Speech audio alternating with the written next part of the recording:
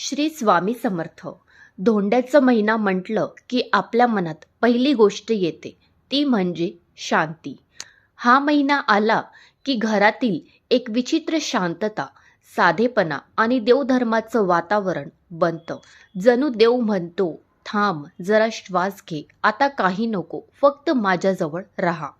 मंडळी, धोंड्याचा महिना म्हणजे जो वेळ देवही स्वतः विश्रांती घ्यायला निवडतो.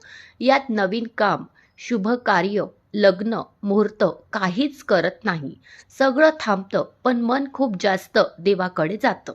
आणि 2026 मध्ये हा धोंड्याचा महिना अधिक मास म्हणून येतोय. म्हणजे जास्तच पवित्र, जास्त शांत आणि जास्तच देवमय. मंडळी, आता आपण बघूया 2026 मध्ये अधिक मास म्हणजेच धोंड्याचा महिना कधी सुरू होतो आणि कधी संपतो. 2026 मध्ये अधिक मास सुरू होत आहे 17 मे, वार आहे रविवार, आणि संपत आहे 15 जून, वार आहे सोमवार. म्हणजेच हा पूर्ण कालावधी 29 दिवसाचा राहणार आहे.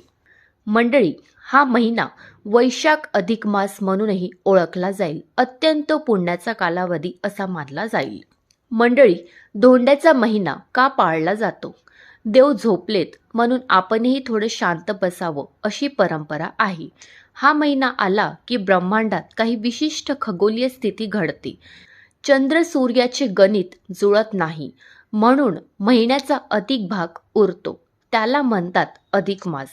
पण लोकांच्या मनात हा महिना म्हणजे वाद नको, भांडणं नको, नवं काम नको, मानसिक शांती, दैवी चिंतन. मंडळी, आधीची माणसं म्हणायची की हा महिना आलाच की देवाला पण एक विराम हवाच. ते वाक्य आजही मानलं जातं. मंडळी, आता आपण बघूया की अधिक मासात जास्तीत जास्त काय करावं. पहिलं, देवाचं जास्त स्मरण करावं. सकाळी उठून मनातील पहिली ओळ, आजचा दिवस तुझा बाबा. जास्त काही नाही, फक्त एक भाव ठेव. दुसरा, रामनाम, सर्वात मोठं साधन. धोंड्याच्या महिन्यात राम राम जपाची ताकद दुप्पट असते. ही संख्या मोजायची नसते, पण मन जिथं नेईल तिथं जप होईलच. त्यानंतर मंडळी, पवित्र वाचन म्हणजेच रामायण, विष्णू सहस्त्रनाम, सुंदराकांड, गीता अध्याय किंवा रामरक्षा हे एक पान जरी वाचलं ना तरी तुमचं मन शांत होईल. त्यानंतर दानधर्म. या दानाला खूप महत्त्व आहे. म्हणजेच तुम्ही कुठल्याही गोरगरिबांना धान्य, फळ किंवा कपडे हे दानमध्ये देऊ शकता. त्यानंतर व्रत वैकल्य विशिष्ट नाही. अधिक मासात हवा तसा संकल्प करावा तुमच्या शक्तीनुसार. मंडळी, आता आपण बघूया की या महिन्यात काय करू नये. या महिन्यात करू नये तशा गोष्टी म्हणजेच नवीन घरात प्रवेश करू नये, नवीन व्यवसाय सुरू करू नये, लग्न साखरपुडा करू नये, गृहप्रवेश करू नये, मोठी खरेदी टाळणं चांगलं असतं, केस कटिंग, केमिकल ट्रीटमेंट टाळलेले बरं, राग, मत्सर, भांडणं बिलकुल करू नये. हे सगळं मनाला शांती देण्यासाठीच असतं. मंडळी, आता आपण बघूया धोंड्याच्या महिन्याचं आध्यात्मिक महत्त्व. कधी कधी जीवनात सगळं धावतं, मन गोंधळलेलं असतं. अशा वेळी धोंड्याचा महिना येतो आणि सांगतो, बस थोडं थांब, तुझ्या हृदयात देव आहे, त्यांच्याकडे परत चल. मंडळी, हा महिना म्हणजेच मनाचं रिसेट बटन. जे तुटलं आहे ते शिवलं जातं, जी घाई आहे ती शांत होते, जे दुखतंय ते भरतं, जे हरवलंय ते सापडतं. हा महिना म्हणजेच साधेपणाचा, शांतीचा आणि आत्मिक ऊर्जेचा. मंडळी, 2026च्या धोंड्याच्या अधिक मासाची विशेष शक्ती म्हणजेच चंद्राच्या ऊर्जा अत्यंत प्रबळ आहे. जप, तप, पठनाचे परिणाम अनेक पटीने वाढतात. मनातील इच्छा देवापर्यंत पटकन पोहोचते. मानसिक शांती जबरदस्त मिळते. काही लोकांच्या आयुष्यात खूप मोठे बदल घडून येतात. मंडळी, हा महिना इच्छा पूर्ण करण्यासाठी सर्वोत्तम असतो.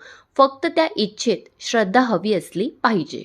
मंडळी, आता आपण बघूया 2026च्या धोंड्याच्या महिन्यात रोजचा छोटा दिवस संकल्प. पहिला, सकाळची प्रार्थना. दुसरा, दिवसाचा एकच जप म्हणजेच राम राम. तिसरा, देवाला पाणी अर्पण. चौथा, मनातला एक संकल्प. 5वा, दिवसात कुणालाही वाईट शब्द न बोलण्याचा निर्धार. आणि 6वा, रात्री किमान 10 मिनिटं शांत बसून श्वासावर लक्ष. हे सगळे छोटे नियम तुमचा संपूर्ण महिना बदलून टाकेल. मंडळी, आता आपण बघूया धोंड्याच्या महिन्यात गर्भवती स्त्रियांनी काय करावं. पहिलं, मन शांत ठेवणं अत्यंत महत्त्वाचं आहे. दुसरं, नकारात्मक विचार टाळावे. तिसरं, जप नामस्मरण करावं. चौथं, वाचन करू शकता. 5वं, कठोर व्रत जसे उपवास हे बिलकुल टाळायचे आहे. 6वं, राग आणि ताण पूर्णपणे बंद ठेवायचा आहे. मंडळी, महिन्याच्या शेवट उत्तर पूजेचं विशेष महत्त्व. धोंड्याचा महिना संपताच 15 जून 2026च्या संध्याकाळी एक छोटं पूजन करावं. यात तुम्हाला करायचं आहे, देवासमोर एक छोटासा दिवा लावायचा आहे. देवाला स्वच्छ पाण्याने धुवून त्यांना हळद, कुंकू, अक्षता लावायचा आहे. त्यानंतर देवांना कपूर दाखवायची आहे आणि रामनाम जप करायचा आहे आणि देवाला एक छोटासा नैवेद्य दाखवायचा आहे.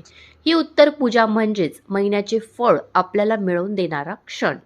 मंडळी, शेवटचं सांगायचं झालं म्हणजे धोंड्याचा महिना म्हणजे देवाला हक्काने सांगायची वेळ.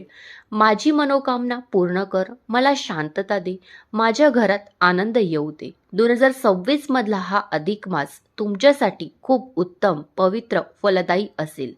फक्त तुम्ही देवावर श्रद्धा ठेवा, जप करा आणि मन शांत ठेवा. देव स्वतः तुमच्या घरी येऊन तुमचं सुख देऊन जाईल, हे मनापासून मी सांगते. जय लक्ष्मी माता.